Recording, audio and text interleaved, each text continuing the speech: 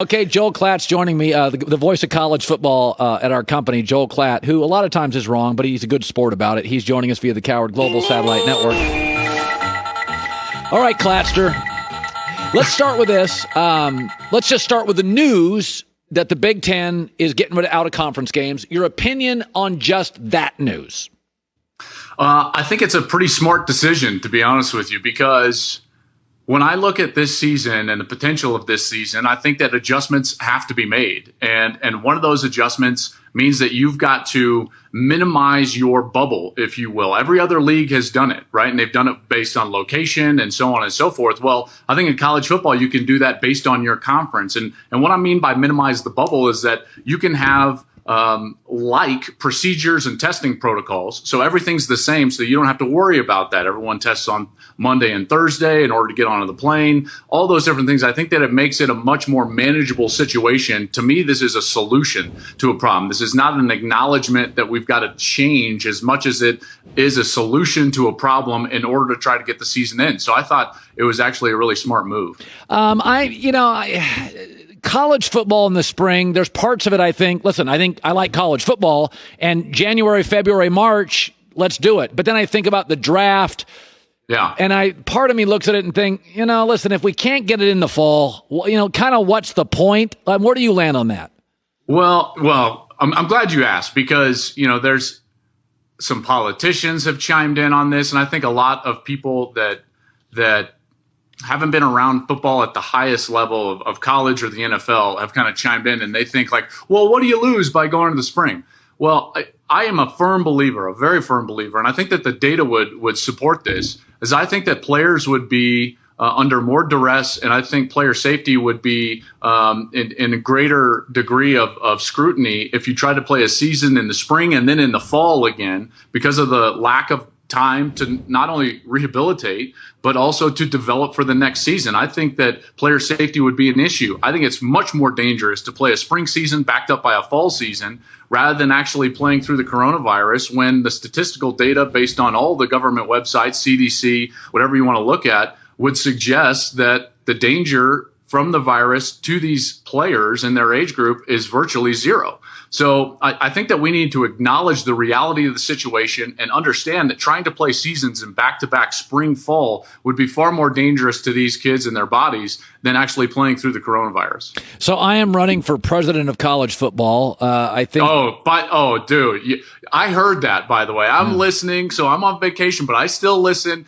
You need to know something real quick, right? Like, you would get destroyed in a presidential college football election by me. It would be like the 1984 Reagan-Walter Mondale election. Those of you that don't remember that election, Reagan carried every state but one. I think he got like 530 plus electoral college votes. That's what would happen if you and I had a little election battle for president of college football. That was not even a contest. That was before I let my hair grow out. Now there's a lot of, it's very Trumpian. It's just all over the place. Very, very polarizing, very popular. But let's get to my 5 changes. Let's just show the audience. I talked about this an hour ago because we both love college football. You're a feet on the ground guy.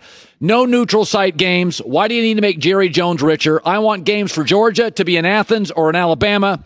You get one cupcake game, only one non-Power 5. Everybody plays 10 conference games. That means Big 12, go get Nebraska, put them back in, or BYU. I don't want to have more than 4 teams in the playoff. The bottom line, make it special. I've never once looked at the 5th or 6th best team and thought, wow, they should be number 1. And only 12 bowl games. And I already named them. I don't need a bunch of weed eater bowls that nobody goes to. This idea that they help the little guy, then why has the little guy been irrelevant for 50 years? The sport's never been more power-based than it is now. So these are all brilliant, and I would win. But push back, where are my holes on this? Well, there are a couple of holes. And let me start with, I think that your list is very good for a novice, for someone that just kind of dabbles or things like that. But leave it to the experts to actually think through everything, okay? All right. Here's the first one. I would make all the conferences, in terms of the power conferences, I would make all the teams join 4 conferences. So I would take it from 5 to 4, and then they would all have a similar amount of teams, so the same number of teams. At that point, here's what I can do. And you were onto something here with no neutral sites. I'm going to make your conference schedule for you. I'm going to make your non-conference schedule for you. And this is where you can grow revenue, because remember, Colin, these conferences will never get out of what they are currently doing right now because they are not motivated to do so. So you've got to give them a carrot by telling them that you're going to grow television revenue, and this is how I would do it. You're going to play 9 conference games within that conference, that power conference. You're going to play 2 other non-conference games against one of those power opponents, but I'm going to schedule it for you based on where you finished last season. So if you're a first-place team similar to the NFL, you're going to play a conference champion from another conference. So let's just say, for the sake of argument, you're doing it off of last year, and the Big Ten was scheduling partners this year with the Pac-12 and the Big 12. Well, that means Ohio State would welcome Oklahoma, and they would host Oklahoma, and then they would go and they would play Oregon, the champion out of the Pac-12. That's how I'm going to get more top-line games within power conferences. Not bad. And then the one leftover game, you can play some cupcake that's a regional. You can help with their budget. Yeah, it's not bad. I mean, a lot of times it's brilliant, actually. It's way better. It's more thought through than yours. It's actually brilliant. Yours was good for a novice. Mine's brilliant. Well, I connect with the people. I'm very relatable. You live up in a castle. I'm right there in a secluded grotto, 800 square feet with a common man. So let's move to this. You played college football at Colorado. You were okay, but you were also very good at baseball. And I'm looking at Mahomes, great baseball player. Jameis Winston, great baseball player. Russell Wilson, good baseball player. Kyler Murray, great baseball player. They all choose football. And my takeaway is football. The journey is more fun. I get a free ride in college, big man on campus, all the girls free cocktails, and I'm on television. And then I go to a football team, and the chances are I'm going to play within a year. Baseball is a lot of Appleton, Wisconsin, Schenectady. And that's my takeaway, is that the journey of football is more glamorous. I get to be a leader of men that's built around me. All these baseball, football kids, the guys are choosing football. Maybe I'm wrong on this, rarely, but it happens. Why did you choose? Would you have chosen football or baseball? Which one would you choose? Well, I went to baseball out of high school, but I had to choose football because I failed at baseball. But at the position of quarterback, you're onto something. You mentioned all of these guys. And I would actually go, and I want to try to debunk the theory that baseball is more financially beneficial for those players.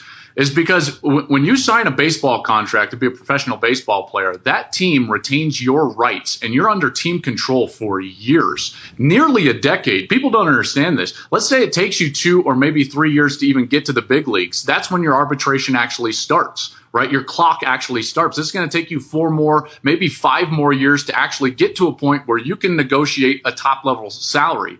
So you're talking about 8 seasons where you've got to be great at baseball in order to get to a point where you can get one of those big guaranteed contracts. You contrast that with football. Look at some of these guys. Kyler Murray played 1 season of college football in a successful nature, and he was a first-round draft pick. That's guaranteed money right there. I think actually for a quarterback, the more financially reasonable and guaranteed money you're going to get is probably through football, and you get all of those things that you're talking about, which was the ride was more fun. Real quickly, I had to go play in Medicine Hat, Canada in the Pioneer League.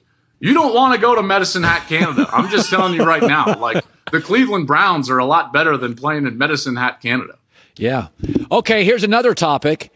So yesterday I saw this list of college football coaches on the hot seat. And, Clay Helton, USC, absolutely. Tom Herman in Texas, I think he's got to win 9-10 games, or those boosters, there's a couple billionaires on those chairs. They want to win a lot of games.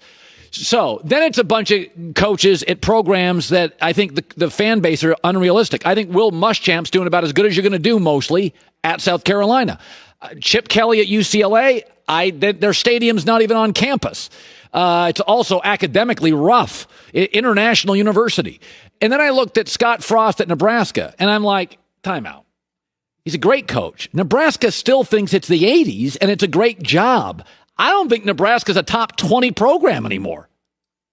I don't. Listen, I don't disagree with that. I think that Nebraska, you said Nebraska's in the wrong conference. Yeah. I tend to agree with that, right? Because you've got to have a recruiting base. I think you were spot on with that.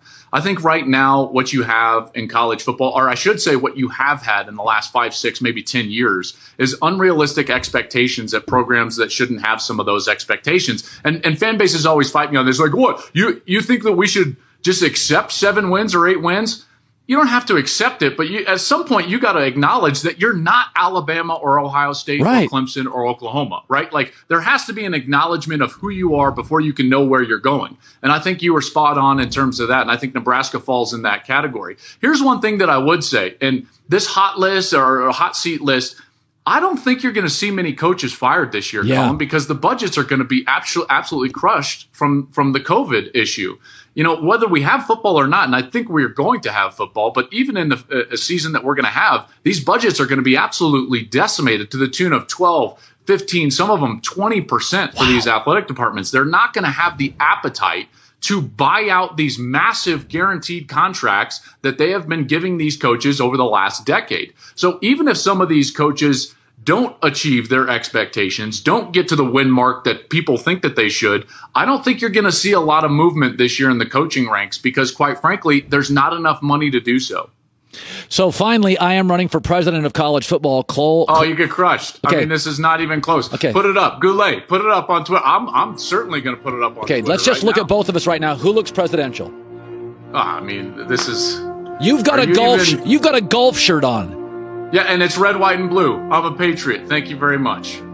I wouldn't vote for you. It looks like you're in some ritzy, fancy hotel room. I'm here working 24/7. I only own one home. How many homes do you own? First of all, that's personal, and mine is, again, it's a tiny ski chalet on a very bumpy mountain with no snow. Got him. We got him. We got him. Put it up. Put the poll up. Who would you vote for? Klatt or whoever that guy is in the purple shirt for president of college football? All right. Well, it's not going to end up well for you. Enjoy your family, Joel Klatt. It's a pleasure to talk to you. Hi, everybody. Thanks for watching. Subscribe here to get the latest from the show. Also, be sure to check out more of the best clips from The Herd or go watch a few segments from other shows on FS1.